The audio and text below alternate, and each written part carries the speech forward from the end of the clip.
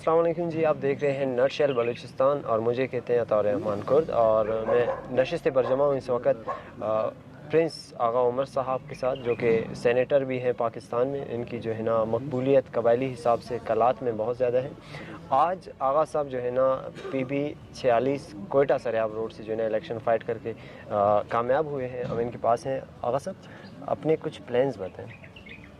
جی، میں نے تھوڑی دیر پہلے بھی کچھ چیزیں شیئر کی۔ میں نے آپ کو کہا کہ ہمارا جو پہلے ترجیح ہے کہ ہم قبائلی جو مسئلے ہیں بلوچستان میں ان کو حل کریں، اور اللہ کے فضل سے ٹکری صاحب بھی بیٹھے، لیڈی قبائل سے ان کا تعلق ہے۔ سردار جاوید کا لیڈیوں کا اور ابڑوں کا ایک بہت بڑا معاملہ تھا۔ وہ صرف دو قبائل کا نہیں تھا، ایک طرف سے سارے بروئی قبائل تھے، ایک طرف سے سارے ہمارے جو سندھی قبائل تھے۔ تو یہ دونوں کے بیچ میں ایک 40 سال کا تنازع تھا۔ تو اللہ کی مہربانی سے اور آپ سب کی دعاؤں سے ہم نے یہ کر دیا کہ 40 دن میں فیصلہ حتمی طور سے ختم کر دیا الحمدللہ۔ تو اس میں کیا ہے کہ پورا کچی کے علاقے میں ایک امن آ گیا جو کلیش ہو رہا تھا۔ تو ہمارا مطلب یہ ہے کہ سب سے پہلے آپ امن لے کر آئیں۔ امن میں یہ ہوگا کہ آپ ظاہری بات ہے وہ پراسپر کریں گے، لوگ دشمنیوں سے نکلیں گے، کیونکہ جب آپ دشمنیوں میں بھی جاتے ہیں تو دو قبائل ہوں یا جتنے قبائل ہوں، اگر ایک سائڈ کو اسٹیٹ سپورٹ کرتی ہے، اگر وہ ایم پی ہے یا کوئی منسٹر ہے یا کوئی طاقت رکھتا ہے، تو دوسرا قبائل جو کمزور ہوتا ہے نا، وہ پھر انہی جن کی بات کر رہے ہیں را کی اور ان کے ہاتھوں میں پڑ جاتے ہیں اور وہ پھاڑ والے لوگوں کے ساتھ اٹیچ ہو جاتے ہیں۔ تو مین مقصد یہ ہے کہ جب ہم امن لائیں گے تو ظاہری بات ہے فیڈریشن سٹرانگ ہوگا، اور اس کے بعد نیکسٹ ہمارا سٹیپ یہی ہے کہ ہم اپنے یوتھ کو ایک ڈائریکشن دیں، روزگار کی طرف لے جائیں، اور ساتھ ساتھ جو انفراسٹرکچر 5 سال میں ہم نے ایک چینج لے کر آئے، انشاءاللہ ابھی بھی ہم آگے اگلے 5 سال بھی اسی طرح ہم چینج لے کر آئیں۔ آغا صاحب، آپ سینیٹر ہیں، لیکن صوبائی نشست سے الیکشن فائٹ کرنے کا کیا کوئی خاص مقصد؟ جی ہاں، بالکل۔ سب سے پہلے تو آپ کو میں ویلکم کرتا ہوں اپنے گھر پہ، آپ آئے، بڑی مہربانی۔ دوسرا یہ ہے کہ ایز سینٹ میرے ابھی تک 2027 تک سینٹ رہتا ہے، اور یہ اللہ کی مہربانی ہے کہ آج ہم کامیاب ہوئے۔ جو ہم اپنے علاقائی خدمت کرنا چاہتے ہیں اس طریقے سے ہم سینٹ میں نہیں کرتے ہیں۔ رسپیکٹفل بہت ہے، آوان بالا ہے، انٹرنیشنلی ریکگنیشن بہت زیادہ ہے، انٹرنیشنلی رسپیکٹ بہت زیادہ ہے۔ ایون پاکستان میں بھی اپر ہاؤس سے بڑا کوئی ہاؤس نہیں ہے، مگر اس کا جو مین مقصد ہے، آپ کے پاس کوئی فنڈز نہیں ہے، لیجسلیشن آپ کر سکتے ہیں، قانون سازی آپ کر سکتے ہیں، مگر ہم مانگتے ہیں قومی خدمت۔ تو قومی خدمت ہم نہیں کر سکتے تھے، جہاں میں سمجھتا ہوں کہ اس میں اگر آپ صوبائی میں آتے ہیں تو جو فنڈز آپ کے پاس ہوتے ہیں، آپ علاقائی لوگوں کو سنبھال سکتے ہیں اور ایک ڈفرینس لا سکتے ہیں، تبدیلی لا سکتے ہیں۔ ہمارا 5 سال اگر آپ دیکھیں ماضی کا، 2018 سے ابھی تک، اللہ کی مہربانی ہے۔ آپ سریاب میں دیکھیں جو 70 سال میں کام نہیں ہوئے، اس 4-5 سال میں اگر آپ ڈیولپمنٹ دیکھیں، سریاب روڈ کا، کینسر ہاسپٹل، شاوانی ایونیو بنا ہے، بادینی ایونیو، دونوں بائی پاسز، تو اگر روڈ کی انفراسٹرکچر آپ دیکھیں، کمیونیکیشن دیکھیں تو ایک دم سے کھل گیا ہے۔ پہلے آپ جب آتے تھے سریاب انٹر کر کوئی 1.5 گھنٹے آپ کو لگتا تھا یہاں تک۔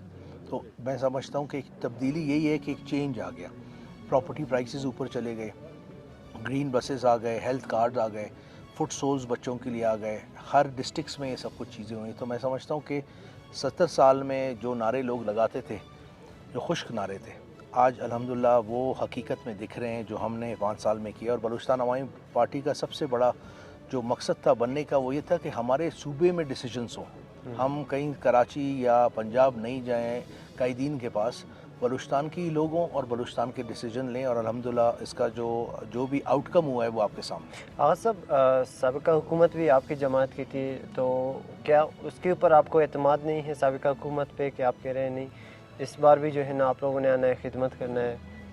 کس حکومت کی آپ بات کر رہے ہیں؟ بلوچستان عوامی پارٹی۔ تو بلوچستان عوامی پارٹی پہلے بھی آئی تھی اور اس نے خدمت کی ہے، اور ابھی میں بلوچستان عوامی پارٹی کا ہوں جو خدمت کروں گا۔ اچھا آغا صاحب، مجھے یہ بتائیے کہ صوبائی سیٹ سے الیکشن فائٹ کرنے کا کوئی اس کے علاوہ کوئی خاص موٹیو ہے، یا کوئی اشارہ ملا ہے آپ کو سی ایم بلوچستان بننے کے حوالے سے؟ نہیں جی، اس طرح کی کوئی بات نہیں ہے۔ مین مقصد یہ ہے کہ اپنے عوام کے بیچ میں رہنا اور اپنے عوام کی خدمت کرنا۔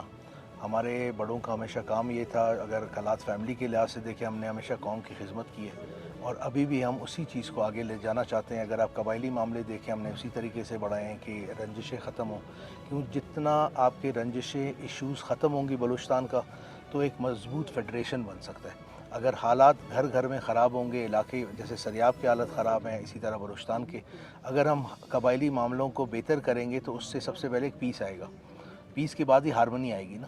تو جب امن ہوگا تبھی کچھ ہو سکے گا نا۔ تو آپ کے پلانز کیا ہے آگے سریاب کے لیے، سریاب کے جوانوں کے لیے آپ کے کیا پلانز ہے، اور इंफ्रास्ट्रक्चर को अगर हम देखते हैं उसके हवाले से क्या प्लान्स हैं, कुछ हैं प्लान्स आपके?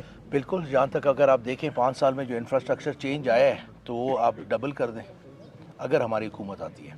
अगर हुकूमत नहीं आती है फिर भी हम कोशिश करेंगे जितना हमारे ऊपर एक बोझ आता है, जैसे हम किसी जगह पहुंचते हैं तो उसी लिहाज से अगर हम काम कर सकेंगे ना। अगर हम खाली एक एमपी होंगे तो उसके लिहाज से करेंगे, अगर मिनिस्ट्री आएगी तो उसके हिसाब से तो क्या अगर आपकी जमात अपोजिशन में बैठने का फैसला करती है तब भी जो है ना आप खिदमत करेंगे? बिल्कुल, फिर भी देखिए ना आपके पास फंड्स तो आते हैं, आप इलाके में कर सकते हैं काम इंशाल्लाह ताला। तो दूसरा आपने नौजवानों का पूछा, मेरा मेन फोकस भी उसी पे है। 65% हमारा यूथ है तो उस बेरोज़गार है, और ये जो है एक हसास मामला भी है। जब बेरोज़गारी होगी तो आप ये यूथ जो है ना गलत जगह इस्तेमाल हो सकती है। जिस तरह के हालात बलूचिस्तान में है, दुश्मनों का एक प्लान है तो हमें वो अपना प्लान बनाना है कि हम उस रुख दें। 4000 स्टूडेंट्स हमारे साल में ग्रेजुएट हो रहे हैं, उनके लिए हमारे लिए क्या प्लान है। फिर बाकी आप इस वक्त हमारे को 27 लाख नौकरियां चाहिए। सैफुल्लाह मेड मरिस 27 लाख नौकरियां चाहिए हमें, तो इस लिहाज से 1 लाख नौकरियां नहीं निकल सकती हैं पाकिस्तान में। तो हमें अपने बच्चों को, जो हमारे यूथ है, उसको हुनरमंद करना है कि वो बिज़नेस एक सिस्टम में आएँ और एंटरप्रेन्योरशिप की तरफ जाएं और कारोबार की तरफ जाएं, और उसको इंशाल्लाह हम पूरा सपोर्ट करेंगे। ओके आगा साहब, आखिरी आपसे सवाल है। जैसे हम देखते हैं बलूचिस्तान में मुख्तलिफ़ जगहों पे जो है ना राह की एक ख़ासा जो है ना यहाँ पे कंट्रीब्यूशन है तोड़ने के हवाले से और हालात को ख़राब करने के हवाले से। क्या आपकी हुकूमत इस मामले में कोई जो है ना इक़दाम उठाएगी? बिल्कुल उठाएगी जी। देखिए हमारा मेन मकसद ही यही होगा कि मैंने देखे ना, यही आपको पहले मैंने कहा, जब आपका अमन होगा ना उसके बाद ही चीज़ें आगे चलेंगी ना।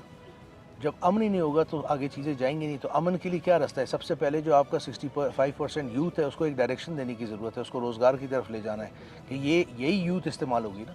तो हमें कोशिश करना है कि अपने यूथ को सबसे टॉप पे रखना है और अपने कबायली मसलों को कि आस्ते आस्ते मसले हल हों, और जब हल होगा तो एक स्ट्रॉन्ग फेडरेशन बन सकता है। ठीक है, बहुत शुक्रिया जी। आगा उमर साहब जो है ना मुंतखब हो चुके हैं, इनके अच्छे अच्छे प्लान्स हैं और इनके जो काम होगा हम वो भी आपको दिखाएंगे। बहुत शुक्रिया। Thank you.